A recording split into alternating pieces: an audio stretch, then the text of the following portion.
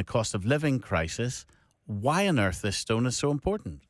Well, the centenary of Northern Ireland is very important. I think it's quite staggering to think that a centenary passes and the seat of government has nothing to mark that occasion for future generations. I can't think of any country in the world where that would happen, but in Northern Ireland it has happened, and that's why Unionist parties have been anxious to right that wrong and to ensure that the centenary is marked in a permanent, respectful way. But with everything that's in the minds of the public at the moment, they're stretching to pay their bills. They're stretching to keep a roof over their head. And they're looking for guidance. They're looking for leadership from politicians. Do you really think this is up there? Well, take Belfast City Council. They recently just announced they are erecting 2 statues. Councils and public bodies take views about what's important. And certainly, I think for many, many people in Northern Ireland, the centenary of Northern Ireland is important. And it's rather shameful that it hasn't been marked in a permanent fashion to date, as it ought to be at the seat of government. So if it's that important, why don't you pay for this yourselves? Well, let's get rid of the distortion in this story as presented by the BBC. It's very important that we understand the facts here. The 3 Unionist parties made a proposition to the Assembly Commission. Now, the Assembly Commission controls not just Parliament buildings, but the immediate curtilage of Stormont, and therefore the immediate grounds around about it. We made a proposition that we would like a centenary stone to the west of the building. That's to the left of the building as you look at it, because we'd identified an area where we thought there was space and it was appropriate. The Assembly Commission, on its minutes of February this year, confirmed this, accepted that proposal. And matters were then progressing on that basis. Well, Sinn Féin weren't on that commission because Sean O'Dowd had stood down when he was becoming infrastructure minister, hadn't they? There then was no assembly, so Sinn Féin couldn't appoint. But Sinn Féin are opposed to this. Yeah, Sinn Féin weren't able to exercise the veto that they want to exercise, but that was their problem, not anyone else's. So the Assembly accepted the Unionist proposal. The Assembly Commission accepted the Unionist proposal that the Centenary Stone should be placed to the west of the building. The Assembly Commission then, in June, decided, no, we're going to change that unilaterally. We want to put it to the east of the building, and it's going to be a more elaborate construction to put it there because they wanted to ally it with the Craig Evans tomb, and that required work on the granite, etc., which wasn't required at the west of the building. And they then said that will cost extra money. And as a reasonable proposition, we have said, originally agreed to put it... Sorry, it's important we get the facts out. You agreed it should go at the west of the building. You accepted the proposal to that effect. We will pay for what it would have cost at the west of the building, having already paid for the actual monument itself. And if you want to put it somewhere else, which is more expensive and more elaborate in terms of the work that needs to be done, then in fairness, you, having previously accepted something else, should pay for that extra cost. And that's where the matter stands.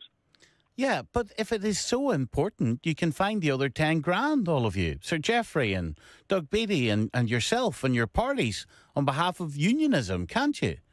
Well, that may well be. And I don't well, find it and really, put it up then. No, I don't think it really is a question of the pounds and pence. It's a question of the Assembly Commission having accepted a proposal for the west of the building and us picking up the bill that flows from that, and then them changing the selected site to a more expensive site, and then saying to us, well, you fit the bill. We're saying, well, you made the change. But what trumps this issue is if what you're saying is to commemorate partition is really what you're saying. To commemorate this... No, to commemorate the centenary of the country in which you and I live, Stephen, and in which many people make their living, and of which many people, being part of the United Kingdom, have great benefit, to commemorate the creation of Northern Ireland as a political and integral part of the United Kingdom. And can people not do that without a stone? No, a commemorative stone is something that says to future generations, 1921 to 2021 marked the first 100 years of Northern Ireland. Where in the world would you go to a seat of government and not see stones and symbols such as this? So it is right and proper that it's there. It's right and proper that it is provided, and we have suggested a rational way forward. But at the end of the day, it will be provided because it must be provided. Would you support it going back to the western site, where the cost of installation was just £4,000? Absolutely, and that's what the Assembly Commission initially accepted when they wrote to us and said we accept your proposal, because our proposal was the west side. So yes, it's the Assembly Commission which has added the costs for whatever motivation, and therefore we're saying, well, the fair way out of this impasse is for us to pay what it would have cost if you'd honoured the proposal you'd accepted, and if you want to make it a more expensive operation, then you pay for that. But the question remains, if this is so important, and there is an if there, but you believe it is, if this is so important for future generations and all that comes with it, an extra £10,000, you're saying unionism... It's an extra. There's £4,000 where you want it. There's an extra £10,000 where the Commission wants it. There's an extra 14. An extra 14,000. Are you telling me unionism can't find 14 grand? No, that's not the point. It's a principle much bigger than that. But there also is a situation where there are other people who seem to think they want monuments and statues in Stormont. And we've asked the question, is this going to set the precedent for other additions? Is everyone going to be asked to pay the totality of your selected siting?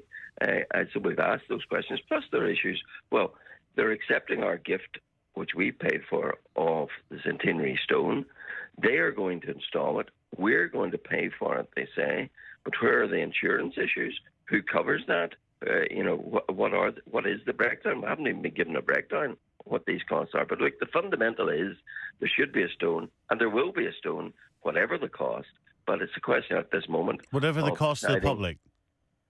No, whatever the cost to those, including ourselves, who want to see it there, if that is foisted upon us. How big is this stone? It's about 2 metres high. It's a lot. So it's not a lot. It's about your height, Stephen. 2 metres high. And what's it look like? It's carved in the shape of Northern Ireland. It has a plinth upon which is erected a structure or a sculpture shaped in the map of Northern Ireland. It's very tastefully done, and I don't think anyone should be objecting, particularly those who have benefited for 100 years and more of being part of the United Kingdom. Well, Sinn Féin object to it, don't they? They've said that it opposed a stone to celebrate partition. Yes, and I note you're adopting their language. No, I'm quoting what they say. I'm not adopting their language. I'm quoting what they say. Already in this interview, you've adopted their language when you said it was about celebrating partition earlier on. It's not about celebrating partition. It's about celebrating the fact that we live in a country which has passed the momentous occasion of being 100 years old, and we have yet to mark that at the seat of government. If you look at the revenue-raising power, this is a different issue, obviously, that Sinn Féin has compared to other unionist parties. If you look at the electoral success of Sinn Féin, who now have the entitlement, if there were an assembly up and going again, to be the First Minister, maybe you need to get that stone down quickly to recognise that things might change quite quickly in this country. Well, we haven't got it up yet, so how are we going to take it down? But you seem very mesmerised with Sinn Féin. I'm sorry, I'm not. Are you not mesmerised by their electoral success? Not at all mesmerised by what do you think's going on? Féin. What do you think's going on? In respect of what? In respect of Sinn Féin's continued electoral success. You've not only got to... You say mesmerised, but here I am doing an interview about a necessary Centenary Stone, and you're off on a tangent of showing it's not how a tangent. mesmerised you are. It's not a tangent, isn't it? Is it? Because you're... I've no doubt if Sinn Féin had the ability on the Assembly Commission to block this proposal, they would do it, because they did it the first time when we proposed it. So I think that's a commentary on Sinn Féin, rather than those of us who want to modestly mark the fact that Northern Ireland has passed its centenary. But just go with me with that final question. You've not only got to acknowledge Sinn Féin's continued electoral success, you've got to process it. So what do you think is going on in Northern Ireland? Why do you think they're such a popular party? I think because they have successfully indoctrinated, particularly our youth, into sanitising the murder of thousands of our citizens, to the point where the youth have been, and things like Up the Ra are part of that sanitisation. And I think that a party that's so evidently and continues to support the murder of citizens, since their leader in Northern Ireland tells us there was no alternative to all those murders. No alternative in the past, of course, is what she's talking about. The murders happened in the past, so she's justifying. She is saying there was no alternative to Amon, to Enniskillen, to T-Ban, to shooting soldiers in the back, to shooting farmers in the back on the border. No alternative to any of that. No alternative to murdering children with their bombs. Now, if a party gets to the point where, despite that, they have secured the electoral support they have, then it's quite clear to me that they have successfully sanitised, rewritten the past, and indoctrinated, particularly the youth, into accepting that. And that is a frightening proposition. But surely, Jim, what Sinn Féin have done is also sell their vision for the future, including a united Ireland, including their policies around education and roads and housing and prosperity and the economy, because future generations are not voting for the past. They're voting for what they think a political party can deliver now and in the future, which is why I think it's a really relevant question. What is your interpretation of how they are bonding with so many people about their future? Of course, the key distinction in all of that is they've been unable to cost any of that. They tell us, we want an All-Ireland, but they don't tell us that if you get an All-Ireland, your housing costs will go through the roof in comparison to Northern Ireland. They don't tell us you will pay to see your GP. They don't tell us you will pay to stay in hospital. They don't tell us all the added costs. They don't tell us you'll be joining a country whose national debt per capita is the third largest in the civilised world. You know, the Irish government has so much excess cash they're funding projects up here. It's easy for the Republic for the Republicanism to peddle its Republican dream, but you have yet to see them cost any of that, because it's beyond costing, and therefore, you know, they are pushing all these issues, and they're on every bandwagon, but with no regard to what any of it would cost, because they probably work in the principle that they think the Brits should pay for everything. You know, it's always a hands-out approach. But it's not. This is the point, Jim. It's not.